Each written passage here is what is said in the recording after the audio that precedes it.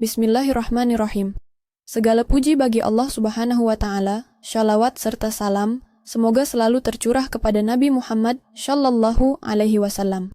Sahabat Muslim yang dirahmati Allah, mari kita bersama-sama bernostalgia dengan sosok dai sejuta umat, Kiai Haji Zainuddin MZ. Petuah beliau yang bijak, penyampaiannya yang menyentuh, dan suaranya yang penuh wibawa, selalu menghadirkan ketenangan dan hikmah dalam setiap ceramahnya. Walau beliau telah tiada, pesan-pesannya tetap hidup di hati umat. Semoga tayangan ini menjadi pengingat dan penyejuk hati bagi kita semua. Jangan lupa subscribe, like, dan share channel ngaji di Teras Online, agar semakin banyak saudara kita yang ikut merasakan manfaat dari dakwah penuh makna ini. Assalamualaikum warahmatullahi wabarakatuh. Waalaikumsalam warahmatullahi wabarakatuh. Alhamdulillah wassalatu wassalamu ala sayyidina Rasulillah sayyidina wa maulana Muhammad ibn Abdullah wa ala alihi wa sahbihi wa mawala la hawla wa la quwwata illa billah, amma ba'du. Bapak-bapak, ibu-ibu, saudara-saudara kaum muslimin rahimakumullah. Rumah tangga bahagia menurut agama kita. Sebagaimana yang sama kita maklum bahwa manusia hidup memerlukan idola, memerlukan figur-figur yang akan dijadikan contoh di dalam kehidupannya. Sifat ini dinamakan hubbut taklid atau kecenderungan untuk meniru, dan nampak lebih menonjol pada kehidupan anak-anak remaja atau para pemuda. Siapa yang menjadi idolanya, siapa yang menjadi sentral figur dalam kehidupannya, itulah yang akan dijadikannya sebagai contoh. Kalau idolanya adalah Mick Jagger misalnya, maka tentu yang akan dicontohnya adalah Mick Jagger. Mulai gaya rambutnya, gaya pakaiannya, sampai kepada gaya jalan dan hidupnya. Soal pantas atau tidak pantas urusan nomor 16. Yang penting nyontoh dulu. Inilah kecenderungan daripada manusia. Bagi kita umat Islam, contoh ideal, figur sentral yang sepatutnya jadi idola tidak lain adalah junjungan kita Nabi besar Muhammad sallallahu alaihi wasallam. Beliau menjadi contoh dan panutan oleh karena kepribadiannya yang kompleks. Sejak dari seorang pemimpin negara yang adil sampai kepada seorang jenderal yang gagah berani di medan perang, sampai kepada seorang diplomat yang ulung, pedagang yang jujur, suami yang bertanggung jawab, ayah yang penuh kasih sayang dengan anak-anaknya, dan di dalam keseluruhannya beliau merupakan uswatun hasanah. Termasuk dalam membina rumah tangga bahagia, contoh kita tidak lain adalah rumah tangga beliau. Bagaimana sih rumah tangga Nabi kita itu? Beliau berkata dalam dua kalimat yang singkat tapi punya pengertian yang sangat luas dan dalam tentang rumah tangganya. Beliau mengatakan, baiti jannati, rumah tanggaku adalah sorga bagiku. Satu cerminan yang merupakan refleksi dari keadaan yang membawa kebahagiaan. Padahal sepanjang sejarah yang kita baca, rumah beliau kecil saja. Sarapan pagi pun cuma seteguk air zam-zam, sepotong roti, kadang-kadang sebutir kurma. Tidurnya di atas kain kasar yang separuh jadi selimut, separuh jadi alas tidur. Tetapi di tengah kondisi yang semacam itu, beliau sanggup berkata, baiti jannati, rumah tanggaku adalah surga bagiku. Kenapa kita yang hidup di zaman sekarang, di mana fasilitas sesungguhnya serba lebih menunjang untuk berkata semacam itu, malah kita berkata sebaliknya, baiti nari, rumahku adalah laksana neraka bagiku. Padahal kalau dilihat, rumahnya pun kadang-kadang bertingkat, kendaraan serba berkilat, uang banyak berlipat-lipat, istri pun tak kurang cantik memikat, kadang-kadang jumlahnya 4. Tapi tiap hari kiamat tidak ada ketenangan dan ketentraman di rumah tangga. Saudara hadirin kaum muslimin rahimakumullah, mengapa Rasul sampai mengatakan baiti jannati, rumahku adalah laksana sorga bagiku? Inilah pokok pembicaraan kita pada pertemuan kali ini.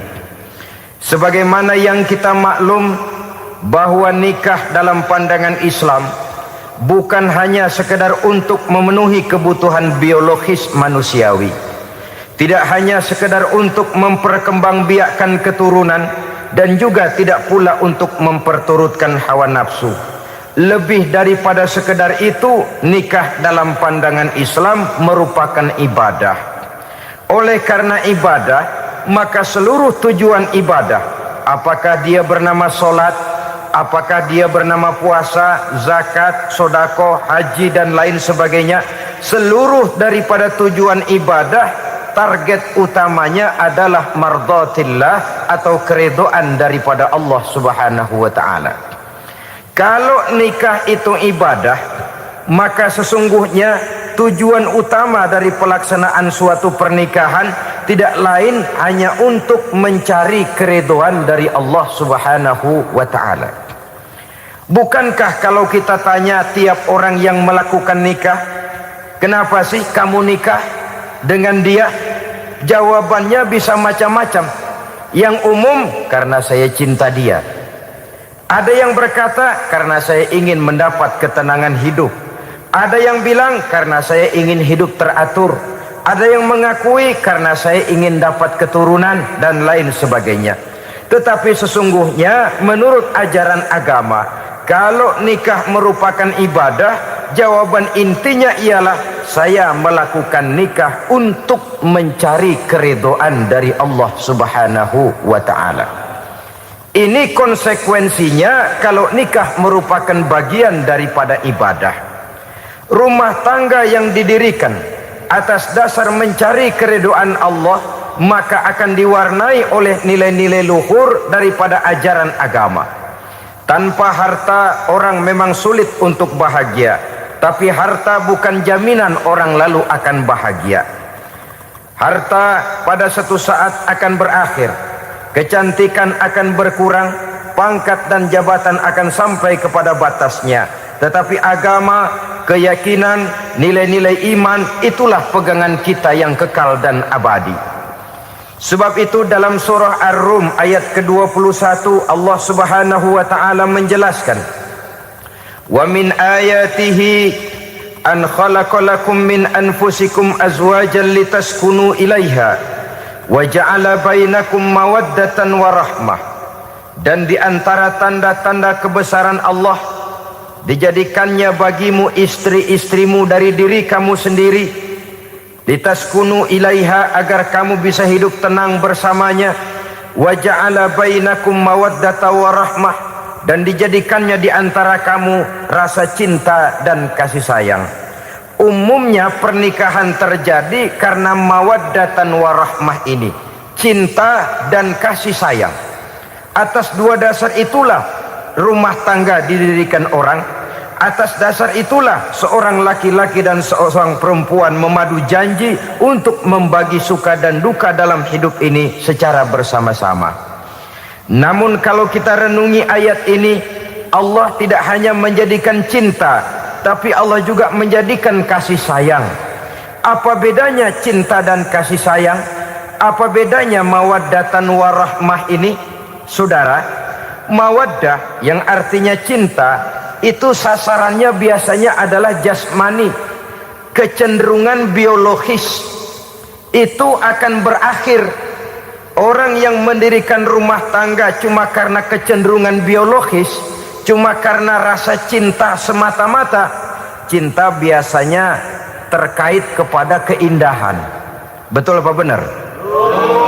Biasanya orang mudah jatuh cinta kepada sesuatu yang punya nilai keindahan. Makanya anak muda jarang yang jatuh cinta sama nenek-nenek. Cinta selalu memandang segi keindahannya. Ini yang namanya mawaddah. Allah tidak mengingkari itu, silakan. Bahwa manusia secara naluri senang kepada serba keindahan, wajar-wajar saja. Tetapi tidak cuma mawaddah, Allah juga menciptakan rahmah, kasih sayang. Mawaddah mungkin ada akhirnya, tapi rahmah tidak akan pernah ada akhirnya. Kalau mawaddah adalah berkecenderungan kepada biologis, jasmaniah, maka rahmah kecenderungan kepada nilai-nilai rohani, kepribadian, kejiwaan, dan lain sebagainya. Dikala pernikahan di bawah umur 40 tahun, mungkin masih banyak mawaddahnya, rasa cintanya. Tapi 40 bahkan 50 tahun ke atas, rasanya orang berumah tangga kalau sudah 50 tahun ke atas itu lebih banyak kasih sayangnya ketimbang cinta-cintaannya. Kalau satu rumah tangga hanya didirikan atas dasar mawaddah saja, atas dasar cinta saja, padahal cinta itu terpaut kepada hal-hal keindahan, keindahan satu saat akan menurun. Ya, tentu sebagaimana yang kita maklum bersama-sama, belum punya anak memang cantik. Sudah punya anak, kecantikan mulai menurun. Punya anak 2, kulit mulai mengkerut. Punya anak 3, onderdil mulai dol. Punya anak 4, apalagi tidak pandai merawat diri, persis dompet tanggung bulan. Kalau rumah tangga didasarkan kepada rupa yang cantik saja, cinta akan bisa berpindah, paling tidak akan berkurang nilainya. Sebab itu Allah tidak hanya menyediakan mawaddah, warahmah, dijadikannya di hatimu itu tidak cuma sekedar cinta, tapi juga kasih sayang. Nah, kasih sayang inilah apabila berakar dan berurat dari nilai-nilai keagamaan yang akan menopang jalinan rumah tangga bahagia, mengukuhkan usaha untuk mencapai mardhatillah atau keridhaan daripada Allah Subhanahu wa taala. Dengan demikian, berumah tangga bukan tujuan. Ini kalau kita lihat dari segi agama. Berumah tangga cuma alat untuk mencapai mardhatillah, keridhaan daripada Allah. Seorang suami yang pergi pagi pulang sore peras keringat banting tulang mencari nafkah untuk menghidupi keluarganya, kalau niatnya untuk mardhatillah maka pergi usahanya adalah ibadah. Sementara si suami pergi berusaha, istri di rumah mendoakan suaminya, itu juga merupakan bagian daripada ibadah. Marilah kita biasakan membina satu rumah tangga untuk mencapai keridhaan daripada Allah Subhanahu wa taala. Ini motif dasarnya. Karena itu Rasul Anas bin Malik pernah bercerita, bertahun-tahun saya membantu di rumah tangga Rasul. Selama tahun-tahun yang panjang saya membantu di rumah tangga beliau itu, kata Anas bin Malik, belum pernah kok saya mendengar kata-kata kasar, keras, membentak-bentak. Belum pernah saya melihat ada piring terbang, sandal melayang, ada penggorengan nitir di atas. Belum pernah, padahal tahun-tahun yang panjang sudah saya lalui. Itu rumah tangga Rasul. Istrinya lebih dari satu, tapi tenang, ayem, adem. Walaupun gosip selalu ada. Ini loh ya, namanya hidup berumah tangga. Jangankan rumah tangga kita manusia biasa, rumah tangga Rasul pun tidak luput dari gosip yang kita kenal dengan hadisul ifki itu. Itu sampai tercatat dalam sejarah. Tetapi yang jelas, dengan istri yang lebih dari satu, rumah tangganya tenang, tentram, adem. Kita di rumah tangga istri satu, seminggu 7 hari, berantemnya 6 hari. Cuma 1 hari gencatan senjata. Saudara hadirin yang saya muliakan, kalau tujuan rumah tangga adalah mardhatillah, apa ciri dari suami istri yang menegakkan rumah tangga untuk mencapai ridho Allah itu? Pertama, sepasang suami istri yang membina rumah tangga semata-mata untuk mencapai keridhaan Allah, Cirinya yang pertama, bersyukur apabila beroleh nikmat. Ini ciri yang pertama. Bersyukur kepada Allah, kepada sesama berterima kasih. Suami berterima kasih kepada istri, bertahun-tahun didampingi hidupnya, dicucinya pakaiannya, dimasaknya makanannya. Tidak istri mengeluh walau hidup lebih banyak kurangnya daripada cukupnya. Suami pandai berterima kasih kepada istrinya. Sementara istri pun bisa berterima kasih kepada suaminya. Bertahun-tahun suami peras keringat, banting tulang mencari nafkah, menjadi palang dada terdepan apabila ada masalah-masalah yang besar. Kedua-duanya lalu punya timbangan. Nah inilah ya, saya pesan kepada suami, kepada para suami, kepada para istri, supaya di rumah ada timbangan. Perlunya apa? Kalau pada satu saat istri kita salah, suami cepat-cepat ambil timbangan, lalu ditimbang mana yang lebih berat, salahnya atau dosanya, benarnya atau kesalahannya. Ini istri saya jasanya begini, lalu jasanya begini, salahnya ini. Mana yang lebih besar, jasanya atau salahnya? Dengan adanya timbangan, maka keputusan akan objektif. Tapi kalau timbangannya emosi, salah sedikit saja sudah main bentak, main usir, akhirnya keputusan akan mendatangkan kerugian. Sebaliknya, kalau suami yang salah, istri ambil timbangan, ditimbang mana lebih besar, jasanya atau salahnya. Jangan sampai nanti terjadi pepatah, panas setahun habis dihapus oleh hujan satu hari. Jasa istri yang puluhan tahun hapus oleh kesalahannya yang sedikit, atau jasa suami yang bertahun-tahun hapus oleh kesalahannya yang sebenarnya tidak seberapa. Akibat apa itu terjadi? Karena tidak adanya timbangan. Dari rasa bersyukur dan dari rasa berterima kasih ini, saudara-saudara, akan timbullah sifat saling menghargai. Suami menghargai istri, istri pun menghargai suami. Istiqomah, dikasih uang 5.000 senyum, dikasih uang 500 senyum. Itu namanya istri yang pandai bersyukur. Kalau tidak, 5.000 nyengir, 500 manyun. Tahu manyun? Kayak bemok nyari setoran, monyong saja. Ada sikap istiqomah di dalam membina kehidupan berumah tangga ini. Lalu mengerti posisi suami, ini termasuk tanda berterima kasih. Suami saya itu kerjanya apa, golongannya apa, gajinya sebulan berapa. Atas dasar itu, lalu istri menjadi istri yang tahu diri. Walaupun suami harus menyenangkan istri, istri pun hendaknya nimbang, tahu batas kemampuan suami. Kemauan mungkin tidak terbatas, tapi kemampuan sangat terbatas. Kalau suami pegawai kecil, ya mintalah yang kecil-kecil. Kalau suami pegawai rendah, mintalah yang sesuai dengan kemampuannya. Jangan suami gajinya cuma 50.000 sebulan, istri menuntut minta dibeliin gelang yang kayak pelek becak.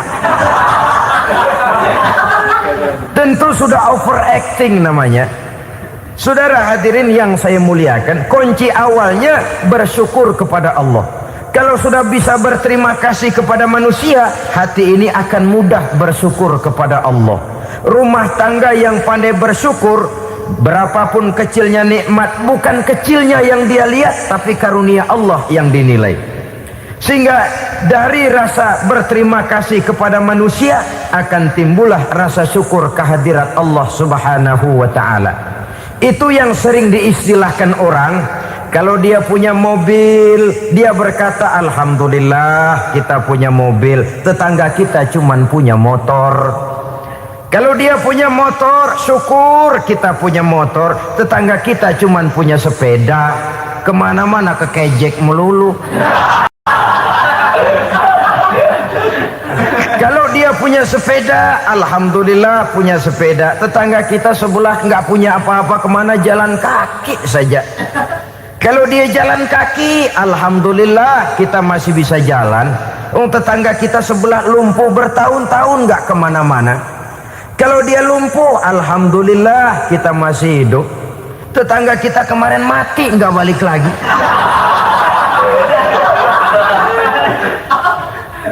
Lalu akan timbul rasa syukur. Tapi kalau sudah lumpuh ngelihat yang bisa jalan ngelihat yang menaik sepeda, yang punya sepeda lihat yang punya motor lihat yang punya mobil lihat yang punya pesawat. Kapanlah kita ini pandai bersyukur? Sebab kesenangan seperti pelangi, tidak pernah di atas kepala kita, selalu kelihatannya di atas kepala orang lain. Sehingga kalau ngobrol orang sering bilang, lu sih enak lo gue lihat, gue kebelangsak amat nih ya. Setiap orang ngomong kepada kita begitu nadanya. Kita yang dilihat enak, sementara kita melihat orang lain enak. Tukang tahu melihat tukang tempe enak, tukang tempe melihat tukang tuak enak, tukang tuak bilang tukang sirsak enak. Enak itu seperti pelangi. Namun kalau kita mau merenungi, tidak pernah Allah berhenti memberikan nikmat kepada kita. Sejak kita bangun tidur sampai kita tidur kembali, bahkan tidur itu sendiri, seluruhnya tidak pernah putus dari nikmat Allah. Bahagia ada di gubuk reot, bahagia ada di rumah mewah, bahagia ada di hati kopral, bahagia ada di hati jenderal, di gunung dan di kota, di hutan belantara dan di desa, di keheningan malam atau di keramaian siang. Kalau kita mau mencari, bahagia selalu ada. Tapi hati yang tidak pandai bersyukur, bagaimanapun banyak kebahagiaan yang meliputi hidupnya, dia tidak akan pernah pandai mensyukurinya.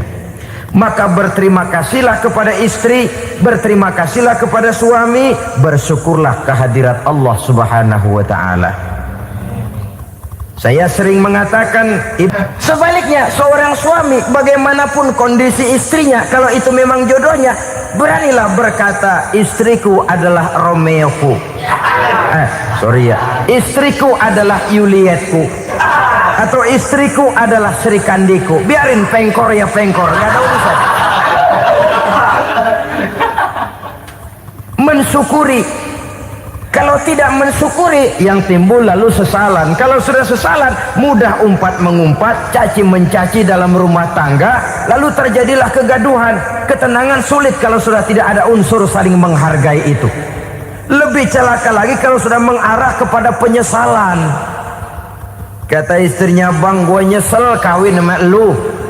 Suami digituin mungkin gede kepalanya.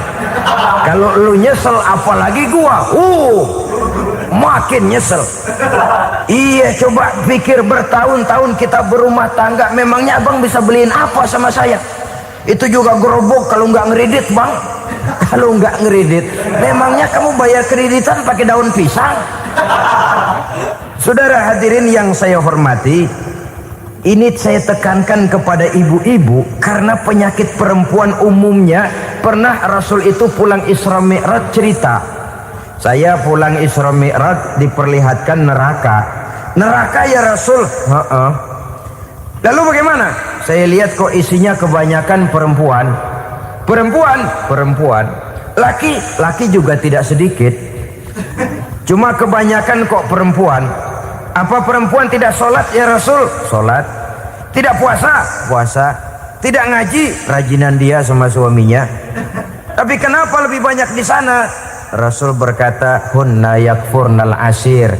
Penyakit umum dari perempuan tidak pandai berterima kasih kepada suaminya. Ini rupanya penyakit umum dari tahun atu. Saudara hadirin yang saya muliakan, jadi rumah tangga yang didirikan atas dasar mencapai ridho Allah, maka kelihatan dari pasangan suami istri menjadi orang yang pandai bersyukur terhadap nikmat. Bukankah dalam surah Ibrahim ayat 7 Allah berjanji, la in syakartum la azidannakum wa la in kafartum inna azabi lasyadid. Kalau kamu pandai bersyukur, aku tambah nikmatku. Kalau kamu ingkar, tidak mau bersyukur, azabku itu hebat dan pedih. Rumah tangga yang suami istrinya tidak bersyukur disiksa oleh perasaannya sendiri. Tetangganya dapat nikmat, dia yang meriang. Tetangganya dapat kesenangan, dia yang sakit hati. Dia tidak melihat nikmat yang diberikan kepadanya. Nikmat yang orang lain punya aja yang diincar. Nikmat orang lain aja dihitung-hitung. Tangga kita, si Ano baru habis beli yang sebelah belilir habis beli kukusan. Cuma sekedar kukusan saja. Orang lain beli apa-apa jadi bahan diskusi di rumahnya. Orang lain saja yang diusut. Timbul dendam kesumatnya, timbul hasutnya. Dia tidak bersyukur dengan nikmat yang ada dalam rumah tangganya. Isi rumah tangga semacam itu disiksa oleh perasaan hasutnya sendiri. Jauh dari kebahagiaan, kering hatinya, miskin jiwanya, merana batinnya. Kalau sudah ke sana, jauhlah rumah tangga dari pantulan sinar kebahagiaan. Saudara-saudara, kita lihat rumah tangga Rasul. Dari rumah yang kecil, dari tempat tidur yang sarapnya kain kasar, separuh jadi selimut lagi, keluar ucapan baiti jannati. Kenapa? Beliau orang yang pandai bersyukur kepada Allah, bisa berterima kasih kepada istri-istrinya, dan istrinya pun pandai berterima kasih kepada Rasul dan bersyukur kehadirat Allah Subhanahu wa ta'ala. Maka nikmat lalu bertambah. Makin kita syukuri nikmat, makin tambah itu. La azidannakum, janji Allah, pasti aku tambah nikmatku kepadamu jikalau kamu pandai mensyukurinya. Tapi kalau kamu ingkar, tidak pandai bersyukur, awas, nikmat bisa berubah menjadi azab kalau kita tidak pandai-pandai mensyukurinya. Jadi cirinya yang pertama, rumah tangga bahagia itu apabila suami istri pandai bersyukur terhadap nikmat yang diberikan oleh Allah Subhanahu wa ta'ala. Satu. Cirinya yang kedua, rumah tangga yang berdasarkan untuk mardotillah, mencapai keredoan Allah, sabar apabila mendapat cobaan. Namanya orang berumah tangga itu persis berlayar di lautan.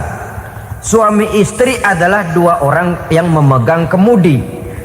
Kalau berlayar ombak tenang, angin bertiup sepoi-sepoi basah, lalu bila malam datang bulan bersinar, bintang gemintang gemerlapan, berlayar memang nikmat. Tapi satu saat angin puting beliung bertiup, gelombang menggunung, halilintar menyambar, kemudian petir berkilat. Kalau pada saat itu suami mau ngalor, istri mau ngidul, alamat perahu patah di tengah jalan, kandas di lautan sebelum sampai ke pantai yang akan ditujunya. Oleh karenanya perlu kekompakan. Maka sejak awal seharusnya dalam akan membina rumah tangga yang bahagia itu lebih baik bicara yang pahit-pahit saja, supaya terjadi kesamaan langkah apabila menghadapi kesulitan dan cobaan. Sabar apabila mendapat cobaan. Rumah tangga seperti kapal di lautan tadi tidak akan sunyi dari hantaman gelombang, tidak akan sepi dari tiupan angin topan, dari kilatan petir, dari sambaran halilintar. Baik suami, baik istri harus sabar menghadapi kesulitan. Kadang kesulitan dari segi ekonomi, kadang kesulitan dari segi mengarahkan dan mendidik anak-anak, kadang kesulitan karena banyak orang yang hasut dengan kita, kadang kesulitan berbagai macam lah yang menyebabkan kesulitan. Rumah tangga yang bertujuan mencapai ridho Allah sabar menghadapi segala macam kesulitan. Saudara-saudara kaum muslimin rahimakumullah, kesulitan adalah bagian daripada perjalanan hidup. Siapa orangnya yang tidak pernah menemukan kesulitan dalam kehidupan? Rasanya hampir tidak ada. Dan memang kesulitan bukan untuk ditakuti. Kesulitan justru untuk diatasi, dicarikan jalan keluarnya. Begitulah suami istri yang bertujuan mencari ridho Allah. Manakala suami berada dalam kesulitan, istri mencarikan jalan keluar atau berusaha memberikan jalan keluar. Sebaliknya manakala istri dalam kesulitan, suami bisa mencarikan jalan keluarnya. Sabar dalam menghadapi segala macam kesulitan.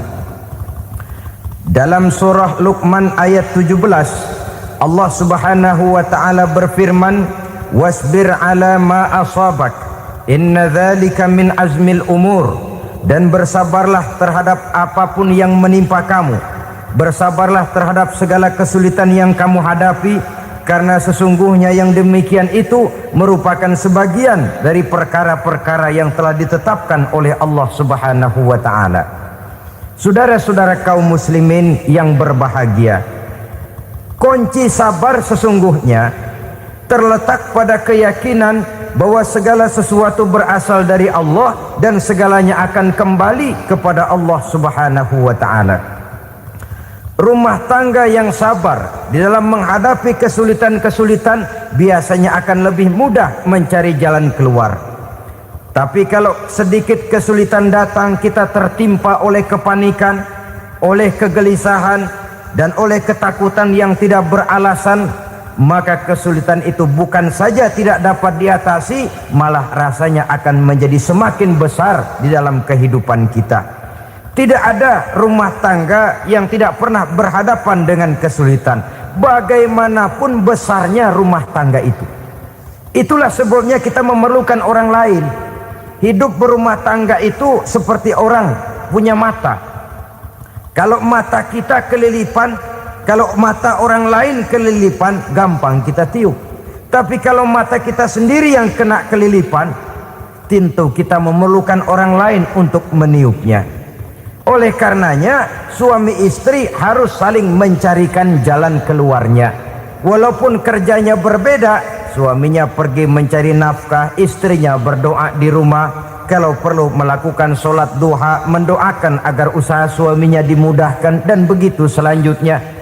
Sehingga dengan adanya kebersamaan, walaupun tidak selalu bersama-sama, maka masing-masing melaksanakan tugas dengan tenang dan merasa yang satu berbuat untuk kepentingan yang lain. Inilah cirinya yang kedua, sabar bila mendapat dan berhadapan dengan segala macam kesulitan. Kadang orang mendapat kesulitan itu berkeluh kesah. Bukan berkeluh kesah, tapi mencari jalan keluar dan mengambil hikmah yang ada di dalamnya apa. Karena bukan kemudahan, kesulitan yang membuat orang dewasa. Bukan kemudahan, tapi kesulitan yang membuat orang berpikir, dinamis, kreatif. Kalau seluruh jalan yang kita tempuh mudah saja, gampang saja, rasanya monoton kita ini. Kehilangan dinamika dalam perjuangan. Kesulitan yang membuat orang matang, kesulitan yang menempa kepribadian untuk lebih dewasa menghadapi bahtera kehidupan, membuat pandangan makin arif, wawasan makin luas, dan analisa semakin tajam. Sama saja dalam hidup. Sesungguhnya pujian sering menjadi racun, dan caci maki kalau kita tanggapi secara positif sering membuat kita makin dewasa. Jarang orang berpikir kalau dipuji, tapi baru dia merenung dan mencari diri setelah dicaci maki dan dikritik habis-habisan. Walaupun watak umum manusia senang dipuji, marah kalau dicaci maki. Biasanya kalau ketemu cewek cakep, kita bilang, "Kamu cakep deh." Dia paling bilang, "Ah, abang bisa aja." Walaupun dia bilang, "Ah, abang bisa aja," hidungnya mah tetap mekar. Senang kalau dipuji. Itu kecenderungan manusia. Marah kalau dicaci maki, marah kalau dikritik. Tapi sesungguhnya pujian sering jadi racun, caci maki sering jadi obat. Orang takut minum obat karena pahitnya, padahal efeknya itu akan lebih memberikan kesehatan kepadanya. Orang takut menghadapi kritik, orang takut dan tidak ingin dicaci maki, padahal itulah yang sesungguhnya menjadi cambuk kalau tidak dia salah tanggap, menjadi sugesti yang mendorong dia lebih maju lagi. Karena memang bukan pujian, tapi caci maki dan kritik yang membuat kita makin berpikir tajam. Jadi rumah tangga yang berhadapan dengan kesulitan demi kesulitan, biasanya kalau ditanggapi dengan sabar akan makin mengokohkan fondasi rumah tangga itu sendiri. Tapi kalau kesulitan dihadapi dengan tidak sabar lalu mencari jalan pintas, kesulitan ekonomi, kebetulan istrinya cakep, istrinya disuruh ngojek. Dah lu ngojek aja deh, gua nungguin setoran dah. Suami tapak di rumah. Saudara hadirin yang saya muliakan, buat sepintas memang mendatangkan materi itu mengatasi kesulitan ekonomi, tapi apakah bahagia? Walaupun rumah bisa jadi besar, perabotan bisa serba lebih lengkap dan ada, tapi apakah semuanya mendatangkan bahagia? Sementara suami kehilangan rasa cemburunya, dan dalam agama itu disebut dayus. Dayus, suami yang tidak punya rasa cemburu kepada istrinya. Dan orang dayus kayak begitu haram mendapat bau sorga. Bau sorga saja tidak dapat, apalagi masuk ke dalamnya. Ya tapi juga jangan lantas mentang-mentang harus cemburu sama istri, overacting. Suaminya nawar sayuran, laki pulang ngomel, lu pacaran ya sama tukang sayur. Itu juga over, saudara-saudara. Kesulitan ekonomi diatasi dengan sabar. Sabar dalam arti berusaha dengan tidak mengambil jalan pintas, berusaha tetap berada di jalan yang diridhoi oleh Allah. Ini yang jadi problema ini rumah tangga sekarang ini, kesulitan ekonomi, di mana lapangan kerja sulit, di mana persaingan hidup tajam, sedangkan kita hidup ingin seperti orang lain. Kita mudah gelap mata, mudah picik pandangan, mudah sulit pertimbangan, lalu mengambil jalan pintas. Kadang menjual akidah, menjual keimanan. Kebetulan penderingan kering, ada yang nawarin beras 3 liter sama supermie 2 bungkus. Hari Minggu diajak ke gereja mau. Itu iman kena beras 3 liter telap. Kesulitan ekonomi, saudara-saudara, sehingga Imam Ali pernah berkata, kadal fakru ayyakuna kufran. Kemiskinan memang mudah membawa orang kepada kekafiran, kepada perbuatan-perbuatan yang bisa mengundang kekafiran. Oleh karena itu dalam tamsil lain beliau berkata, kalau ada ular dan ada kemiskinan, kemiskinan yang saya getok lebih dulu, kemiskinan yang saya bunuh lebih dahulu. Karena kemiskinan mudah membawa orang kepada kekufuran. Bagaimanapun sulitnya ekonomi yang dihadapi dalam rumah tangga, percayalah satu saat jalan keluarnya mesti ada. Mesti ada. Jangan sampai mengambil jalan pintas yang membuat kita keluar dari jalan yang ditinjau dari segi kemasyarakatan pun mendatangkan aib, ditinjau dari kehormatan berkeluarga pun mendatangkan nista, ditinjau dari segi ekonomi pun barangkali tidak akan mendatangkan kelimpahan materi. Jalan pintas pada umumnya, saudara-saudara, hanya memberikan kenikmatan yang sekejap. Dan apalah itu artinya kalau harus mengorbankan kesenangan yang abadi dan kekal. Kadang-kadang mengorbankan anaknya sendiri, anaknya dikomersilkan. Pokoknya siapa yang nyamper lu berangkat aja dah. Asal pulang nenteng pisang sama jeruk sebongsang, orang tua udah anteng aja udah. Saudara hadirin yang saya muliakan, setiap kita selalu berhadapan dengan kesulitan. Karena itu rumah tangga yang bertujuan mencapai mardhatillah, mereka sabar dalam menghadapi kesulitan.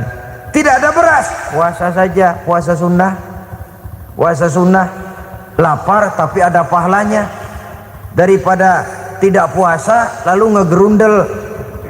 Brengsek Tuhan, gue sembahyang melulu lapar juga. Sudah lapar tidak berpahala. Bukankah Rasulullah sendiri kalau pulang ke rumah Aisyah lalu berkata, ya Humairah, ada makanan hari ini? Ada makanan yang enggak ada bang. Alhamdulillah kalau begitu saya puasa. Pulang dari mana-mana perut lapar, mau makan tidak ada makanan, bukan marah, bukan ngamuk, puasa. Maka boleh puasa sunnah, niatnya udah siang, jam 10, jam 11, asal dari pagi belum makan apa-apa. Niatnya jam 10, sah, dengan catatan dari pagi belum makan apa-apa. Jangan sudah sepiring setengah baru niat, itu lain. Itu ngojek namanya itu. Pengertian dalam kesulitan. Satu malam beliau pulang dari masjid agak larut. Habis ngajar banyak yang bertanya. Ketuk pintu, Assalamualaikum, Assalamualaikum. 3 kali beliau memberi salam, tidak ada jawaban, tidak dibukakan pintu. Rupanya istri beliau lelah bekerja di waktu siang, tidurnya pules benar. Marahkah Rasul? Tidak, beliau gelar sorban, tidur di depan pintu. Asraful anbiya wal mursalin ini, Rasul termulia ini, karena menghargai istrinya, tidur di depan pintu. Sampai Aisyah bangun sepertiga malam, terkejut buka pintu, suaminya ada di depan pintu. Beliau bangunkan. Ketika dibangunkan, Rasul lebih dulu berkata, maaf sayang, saya pulang terlambat. Sudah nggak dibukain pintu, tidur di depan, dibangunin, beliau duluan yang minta maaf. Pengertian. Kalau emosi, memang nggak dibukain pintu, tidur di depan, begitu dibukain yang enak kita tunjuk jidatnya.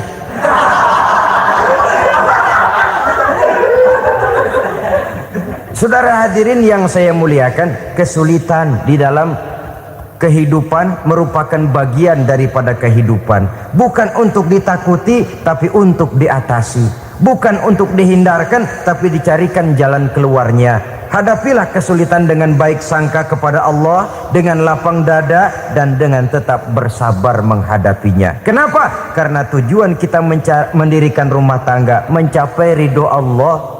Kalau anak kita perjualbelikan, kalau istri kita komersilkan, kalau akidah kita jual untuk mempertahankan rumah tangga, bukankah makin jauh saja rumah tangga itu dari ridho Allah? Ini tujuan utamanya. Yang ketiga, rumah tangga yang bertujuan mardotillah itu, suami istri yang merupakan fondasi di rumah tangga, suami sebagai pemimpin, istri sebagai pembina, selalu musyawarah dalam menyelesaikan persoalan. Walaupun istri ditakdirkan sebagai pemimpin dan suami sebagai pemimpin dan istri yang dipimpin, tapi agama menganjurkan musyawarah. Jangan mentang-mentang istri nyari duit, suami nyari duit, lalu menteleng. Segalanya mau diktator, segalanya mau sendiri. Rumah tangga yang bertujuan mencapai ridho Allah selalu didirikan atas dasar musyawarah.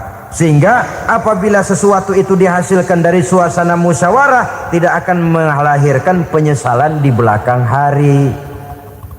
Kalau tidak berjalan menurut seleranya masing-masing, belakangan timbul penyesalan, akhirnya main salah menyalahkan.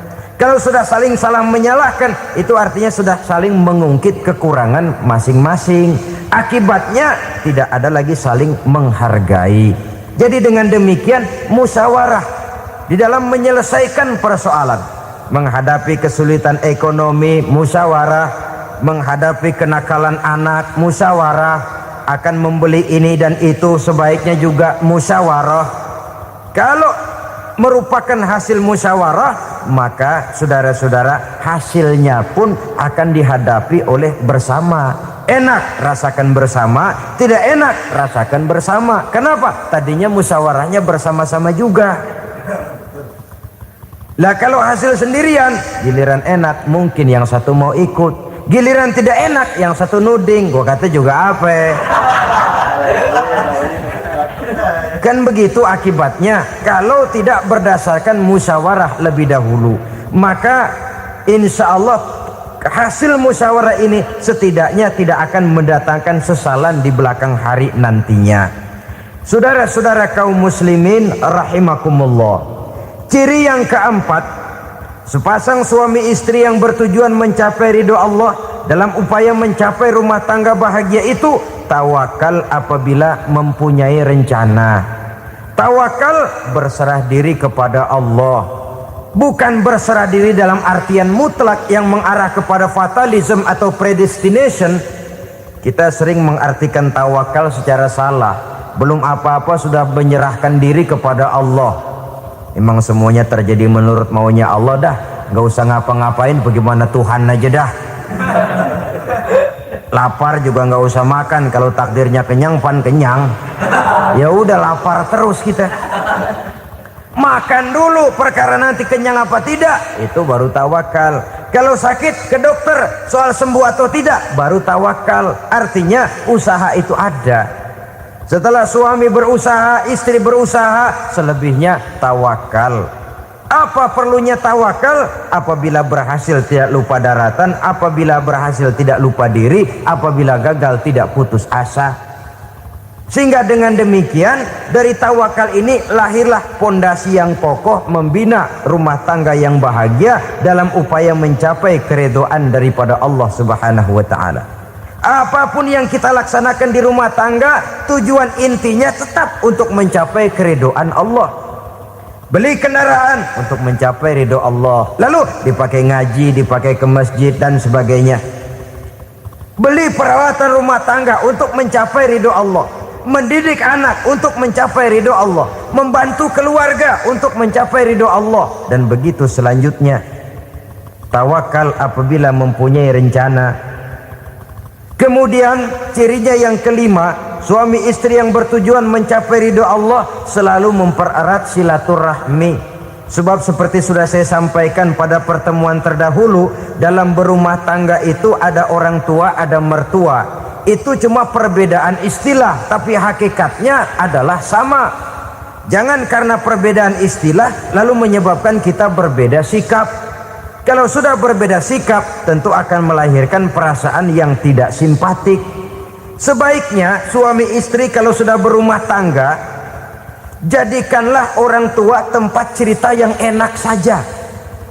Yang tidak enak telan berdua, yang pahit rasakan berdua, kesusahan dan kesulitan atasi berdua. Giliran enak ngomong sama orang tua, giliran senang cerita sama mertua.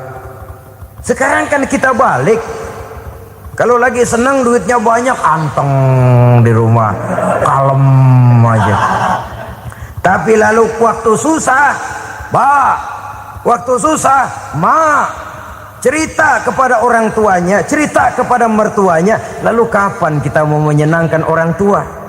Sudahlah mereka susah mendidik kita di waktu kecil, membesarkan kita, melakukan segala macam pengorbanan. Demi setelah kita berumah tangga, kesulitan rumah tangga kita tumpahkan juga kepada mereka. Pererat silaturahmi dan usahakan agar seluruh keluarga hanya menjadi tempat kita cerita yang enak-enak saja. Istilah sehari-harinya, kalau di rumah kita makan sama sayur bayam, keluar rumah diem, malah seluitan. Tetangga tanya, lu makan kayaknya enak banget apa sih? Daging ayam.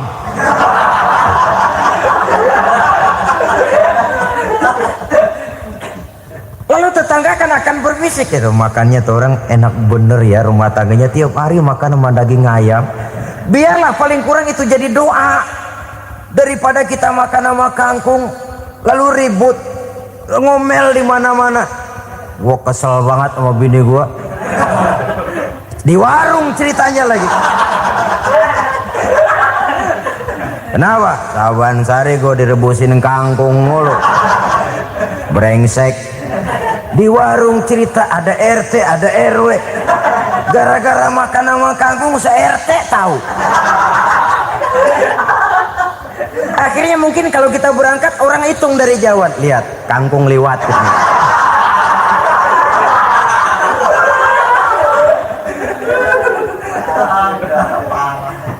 Bisa menjaga yang disebut security informasi, rahasia rumah tangga. Bahkan pernah saya berikan contoh karena ingin menghargai. Suami beliin kain batik buat istrinya. Istri tahu begitu sepintas, nih kain jelek nih. Tapi karena mau menyenangkan suaminya, dia bohong. Bagaimana bu, kain yang bapak beliin? Aduh bagus bener pak. Bagus sekali itu kain. Warnanya Pak emang yang model begitu tuh. Tetangga kita mana ada yang pakai kain begitu Pak? Ya emang nggak ada, jelek. Menghargai. Sebab kalau waktu itu si istri jujur, yang timbul sakit hati suami. Bagaimana Bu kain yang saya beliin? Goblok lo. Kain begitu dibeliin di pasar juga banyak 1.400, campur odol lagi. Sudahlah, suami punya niat baik, sampai rumah digoblok-goblokin, tidak ada lagi rasa saling menghargainya. Begitu pentingnya mempererat silaturahmi ini, sampai Nabi berpesan, isnani la yanzurullahu ilaihima yaumal qiyamah, qati'ur rahim wa jarus su'. Ada dua golongan manusia yang di akhirat nanti tidak akan dilihat oleh Allah, tidak akan diopeni oleh Allah, didiemin aja. Siapa mereka? Pertama, orang yang suka memutuskan silaturahmi. Yang kedua, tetangga yang jahat dengan tetangganya. Dua golongan manusia ini, pemutus silaturahmi, kemudian juga tetangga yang jahat dengan tetangganya, ini tidak akan dipandang oleh Allah di hari akhirat nanti. Jadi pererat silaturahmi, sebab kita ini zon politikan, makhluk yang bermasyarakat, yang tidak bisa hidup sendirian. Setiap kita memerlukan orang lain. Kita disebut kaya karena ada yang miskin. Kita disebut alim karena ada yang awam. Kita disebut berkuasa karena ada rakyat jelata. Tanpa rakyat tidak ada penguasa. Tanpa yang miskin tidak ada orang kaya. Kalau tidak ada yang jelek, siapa yang bilang cakep? Karena ngimbangi. Saudara hadirin, atas dasar ini mestinya kita selalu bersyukur dalam segala posisi. Tidak lalu salah terima kepada karunia yang diberikan Allah kepada kita.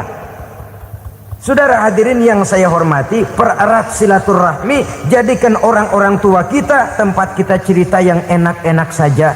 Yang tidak enak, telan sendiri, usahakan sendiri, carikan jalan keluarnya sendiri. Setidaknya ya diam sajalah.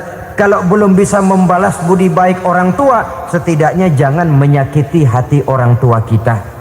Sudah lelah dan payah dia mengasuh kita, membesarkan kita, merawat kita, demi setelah kita berumah tangga, seluruh kesulitan kita bawa lagi kepadanya. Karena itu buat para istri juga ini perhatian. Kalau dimarahi suami, jangan cepat-cepat pulang ke rumah orang tuanya. Nggak boleh diomelin dikit, main buntal aja. Gua pulang dah. Pulang.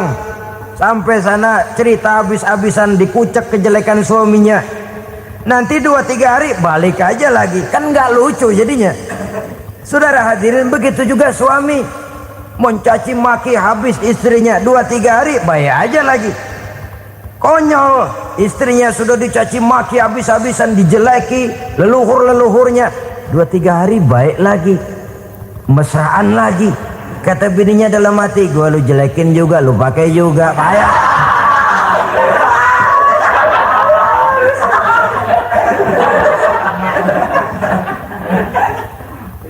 Saudara hadirin yang saya muliakan, itulah sebabnya pada awal tadi saya katakan perlunya kita mempunyai timbangan baik sebagai suami maupun sebagai istri. Nah, dari mempererat silaturahmi ini akan terjalin rasa kekeluargaan. Maka tradisi arisan keluarga itu bagus sesungguhnya untuk mempererat silaturahmi. Cuma celakanya bukan silaturahmi yang jadi tujuan, arisannya itu yang jadi tujuan. Akibatnya apa? Kalau belum narik mah semangat banget datang dah. Begitu udah narik aja udahan. Itu celakanya. Akhirnya silaturahminya jadi nomor 2, arisan semata-mata yang menjadi tujuan. Sesungguhnya itu bagus untuk mempererat silaturahmi. Karena kalau kita dengan kita sesama saudara sudah tidak saling mau mengenal, bagaimana dengan anak-anak kita? Bagaimana dengan cucu-cucu kita? 2-3 generasi yang akan datang tentu akan lebih saling tidak mengenal lagi. Baiklah ya, yang keenam, suami istri yang bertujuan untuk mencapai keridhaan Allah itu selalu berusaha tolong menolong di dalam kebajikan. Sebab Allah pesankan itu di dalam Al-Maidah ayat 6, wa ta'awanu 'alal birri wat taqwa wa la ta'awanu 'alal itsmi wal 'udwan. Bertolong-tolonganlah kamu di dalam kebaikan, di dalam bertakwa kepada Allah. Jangan bertolong-tolongan di dalam maksiat, di dalam dosa, dan di dalam usaha yang menimbulkan permusuhan. Kalau suami marah kepada seseorang, istri jangan ngipasin. Oh bang, yang begitu mah dibayain tuman. Bu, udah habisin aja dah. Anak-anaknya marahin sekalian. Ngipasin. Istri kesel sama tetangganya, suami ngipasin. Emang tuh tetangga kita, hahu. Habis orang dikipasin. Ta'awanu 'alal birri wat taqwa, bertolong-tolonganlah di dalam kebaikan. Istri malas ngaji, suami mendorong, memberikan sugesti. Suami malas berusaha, istri memberikan sugesti. Saling tolong menolong di dalam kebaikan dan takwa, dan jangan tolong menolong dalam dosa dan permusuhan. Kata suami, Bu, daripada kita melarat terus hidup, kita piara tuyul yuk. Kata istrinya, nah ini sudah menyimpang bang. Bersabarlah, bagaimanapun insya Allah kita tidak akan mati kelaparan. Piara tuyul itu nanti jadi pindah akidah, merusak iman, berteman dengan setan. Apalah artinya kekayaan dan kesenangan sebentar kalau harus mengorbankan kekayaan dan kesenangan yang abadi. Ini sudah alal ismi wal udwan, sesuatu yang mengandung dosa. Saudara hadirin yang saya hormati, kemudian yang keenam, berbaik sangka. Baik suami maupun istri sama-sama saling berbaik sangka. Suami melepas istri, istri melepas suami dengan hati yang ikhlas. Suami meninggalkan istri di rumah dengan jiwa yang bersih dan rasa yang aman. Ada rasa baik sangka, dan ini modal dasar. Kalau sudah dilandasi oleh buruk sangka, tentu yang lahir nanti adalah perasaan-perasaan yang tidak baik. Akibatnya sangat tidak menguntungkan. Inilah beberapa ciri dari rumah tangga yang didirikan atas dasar mardhatillah, mencapai keridhaan dari Allah. Nanti akan menyusul tujuan berikutnya, diantaranya mendapat keturunan, diantaranya lagi mendatangkan gairah untuk lebih berusaha mencari rezeki karena sudah merasa punya tanggung jawab berupa anak dan istri.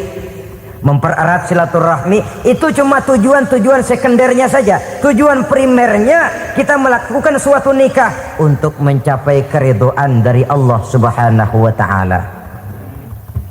Silakan punya istri cantik, kaya, tapi tujuan utamanya kita membina rumah tangga untuk mencapai ridho dari Allah. Karena itu dasarnya mawaddatan warahmah. Jangan cuma cinta, tapi juga kasih sayang. Cinta, kecenderungan kepada jasmani akan berakhir, tapi kasih sayang, kecenderungan kepada rohani, makin tua malah makin erat, makin tua malah makin mesra. Sehingga kadang kita menampak kakek-kakek dan nenek-nenek lagunya kayak pengantin baru. Apa cinta-cintaan? Tidak. Bagaimana kakek-kakek sama nenek-nenek harus bilang I love you? Yang masih ada itu waktu itu mawaddah, kasih dan sayang. Itu yang akan kekal, itu yang akan abadi. Tanpa materi orang sulit untuk bahagia, tapi materi semata bukan jaminan orang untuk bahagia. Nah, ciri yang terakhir dari rumah tangga yang bertujuan mencapai ridho Allah, sinar agama kelihatan di dalamnya. Baik suami maupun istri sama-sama orang yang taat melaksanakan ajaran agama. Saudara, mudah-mudahan walaupun singkat dapat menjadi sumbangan moral dalam kita mewujudkan rumah tangga yang bahagia menurut contoh yang diberikan oleh Rasulullah Sallallahu Alaihi Wasallam.